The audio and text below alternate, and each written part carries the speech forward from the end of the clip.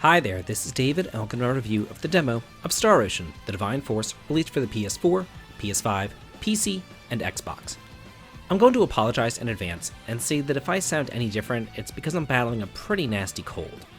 But anyway, I've been a huge fan of the Star Ocean series since high school, when Star Ocean the Second Story came out for the original PlayStation.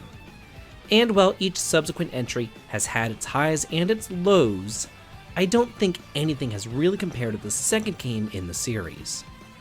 So when I heard that the Divine Force was going back down to the basics by allowing dual protagonists, private actions, and multi-planet exploration, I was stoked. Now the demo's finally dropped, and I am beyond excited to talk about it. Upon starting it up, you're kind of greeted with something a little bit unfortunate, because during the demo, you can't choose your protagonist, nor the difficulty level. However, in the final version, you'll be able to choose to play as Raymond, the captain of an interstellar merchant vessel, or Leticia, the crown princess of Osirius. You can also choose to have English or Japanese voice acting too, for those that like that sort of thing, but personally, I'll stick to a language that I can actually understand. Right from the get-go, the music brought me back to Star Ocean 2, while the graphics, unfortunately, brought me back to Star Ocean 4. Remember whenever Star Ocean 4 came out for the Xbox 360 and everybody complained about how the characters looked like lifeless, creepy dolls? Well, they didn't learn their lesson, though I will say that Chloe is probably the main offender there. Aboard Edis, captained by David Lee Roth, Raymond, and fellow California girl Elena, an android whose personality consists of pretty much two big things, you're immediately under attack by the battleship Astoria, captained by the Kenny family, of Ronixus and Claude Fane.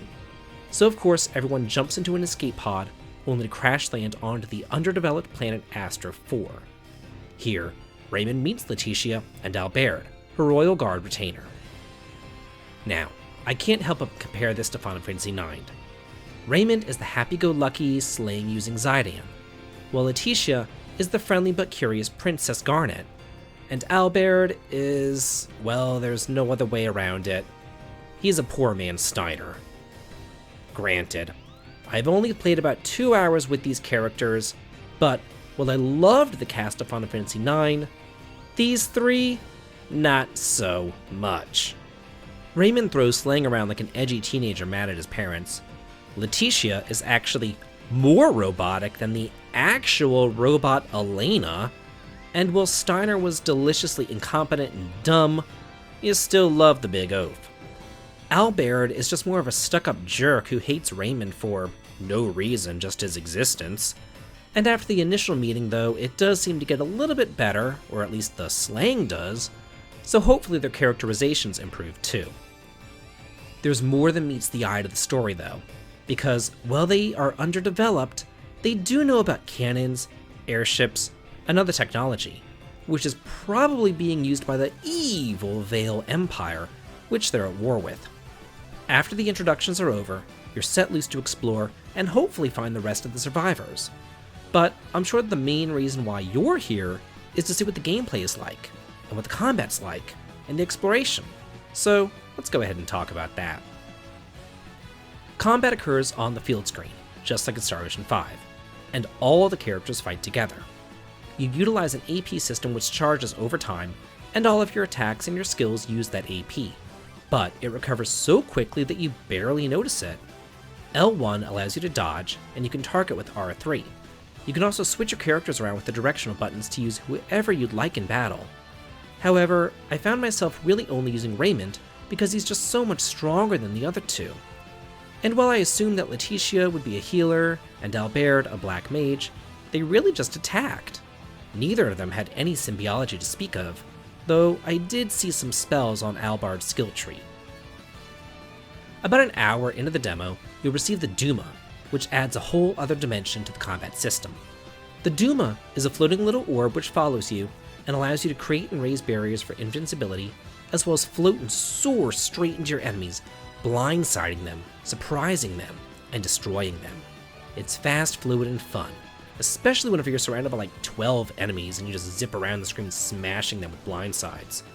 I'm sure the combat is deeper than what I'm giving it credit for, because it really is a ton of fun, and I'm sure that once you get more characters and access to magic, it's going to become even better.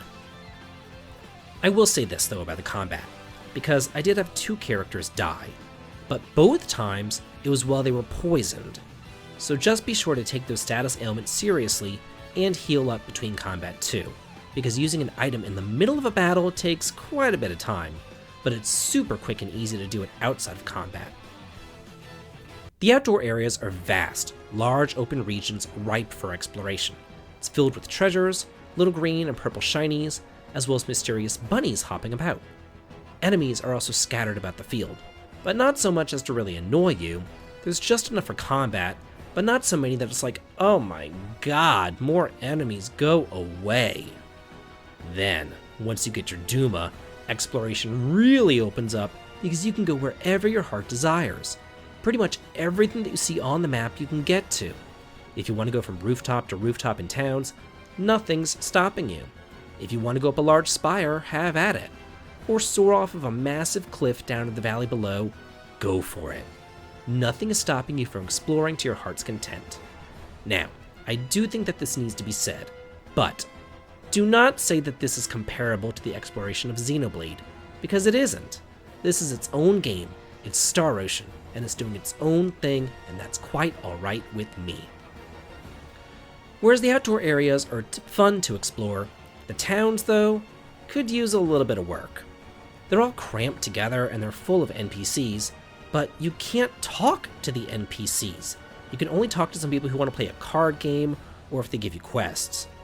Then there's houses scattered all over the place, but you can't go into those either, so it's like, what's the point? Private actions are back, so be sure to talk to your party members whenever you get the chance to learn more about their innermost thoughts and feelings, maybe receive some items, or increase your bonding levels.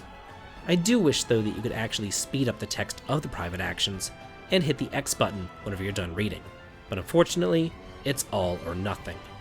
You either have to sit there and watch it all unfold, or skip the entire thing. There's no middle ground. There's also a quest in town where, of course, you have to find a little girl's kitty, because it wouldn't be a jrpg without having to find some lost cat. All in all, I had a lot of fun with my 2 hours of Star Ocean: The Divine Forces demo.